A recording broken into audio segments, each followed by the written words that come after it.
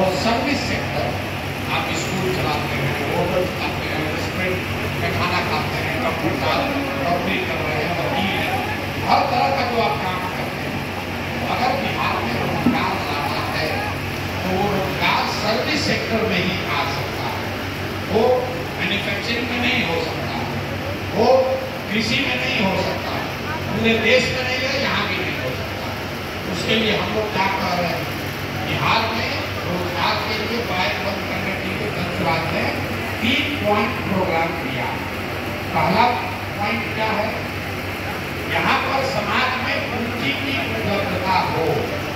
बिहार से हर साल 2.5 लाख करोड़ रुपया, ध्यान दीजिए, 2.5 लाख करोड़ रुपया आपका और हमारा बैंकों के जरिए दूसरे राज्यों में भेजा जाता है, जिसको reserve bank of India CD ratio कहता है।